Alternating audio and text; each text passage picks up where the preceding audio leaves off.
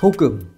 인류가 소금을 이용하기 시작한 것은 수렵 생활을 하던 원시 시대부터였습니다. 처음 인간은 어류와 동물을 잡아먹으면서 자연스럽게 그 속에 함유되어 있는 염분을 섭취하였습니다. 그러나 농경 생활이 시작되면서 식생활이 주로 곡류와 채소 중심으로 바뀌었고 별도의 염분 섭취가 필요하게 되었습니다. 그래서 인간은 따로 소금을 만들어 이것을 식품으로 할 필요가 생기게 된 것입니다. 그로 인해 이미 선사시대에 소금이 산출되는 해안, 염호나 암염이 있는 장소는 교역의 중심이 되고, 산간에 사는 수렵민이나 내륙의 농경민은 그들이 잡은 짐승이나 농산물을 소금과 교환하기 위하여 소금 산지에 모이게 되었습니다. 그 결과 유럽이나 아시아에서도 소금을 얻기 위한 교역로가 발달하였습니다. 고대에는 소금이 권력이자 부의 원천이었고, 고대 로마 군인들은 급여를 소금으로 받았습니다. 이렇게 지급되는 급여를 salarium이라 불렀고, 이것이 프랑스를 거쳐 영어권에 들어와서 급여를 뜻하는 영어 단어 salad가 생기게 된 것입니다. 이처럼 소금을 뜻하는 라틴어는 우리가 일상에서 사용하는 꽤 많은 단어의 어원입니다. 소금을 급여로 받던 군인은 soldier로 불리게 되었고, 샐러드 역시 로마 시대 소금에 절인 채소에서 유래하였습니다. 식초. 식초는 술과 함께 인류 식생활사에서 가장 오래된 역사를 갖는 발효식품 중 하나입니다.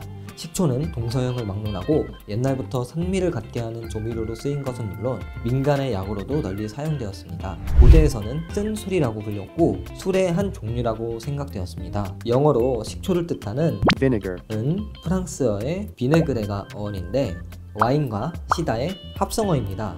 이러한 어원만 봐도 식초는 술의 일종 혹은 술을 숙성한 것이라 생각되었다는 것을 알 수 있습니다. 이 식초에 관한 가장 오래된 기록은 기원전 5000년경 고대 바빌로니아의 고문서에서 발견됐습니다. 당시 메소포타미아의 남부 바빌로니아에서는 대추야자, 말린 포도로 만든 술, 맥주 등으로 식초를 만들었다고 합니다. 식초는 처음에는 조미료로만 사용되었습니다. 그러다 기원전 400년경 히포크라테스가 환자들을 치료할 때 식초를 사용하면서 약품으로도 쓰이기 시작했습니다. 히포크라테스는 통증 해소나 세균에 의해 곪은 것을 치료하기 위해 식초와 벌꿀을 섞어 옥시멜이라는 약품을 만들어 사용하였습니다. 또한 중세 유럽 흑사병이 창궐하던 당시 사람들이 예방과 치료 목적으로 사용한 것도 바로 이 식초였다고 합니다. 오늘날 피부 미용과 다이어트를 위해 식초나 식초 음료를 많이 마시는데요, 이 또한 고대 로마 제국 시대 때부터 이어져 왔습니다. 미인의 대명사 클레오파트라를 비롯해 수많은 귀족들이 건강과 미용을 위해 식초를 즐겨 마셨다고 합니다. 설탕.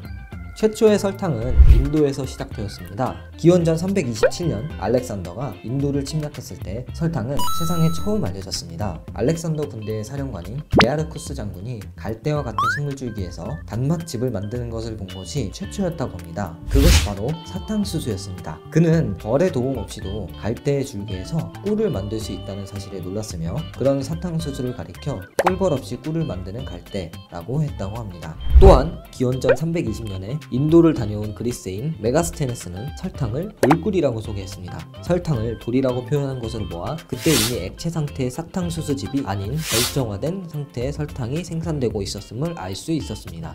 사탕수수즙을 끓이고 햇볕에 말려서 만든 이 덩어리는 요즘처럼 고도의 기술로 정제되지 않은 설탕으로 원당에 가깝다고 할 수 있습니다. 인도를 비롯하여 남아시아와 동남아시아 요리에서 여전히 사용되는 이 제거리가 바로 설탕의 초기 형태라고 할 수 있습니다. 지금까지 쓸면난사 조미료의 역사편이었습니다.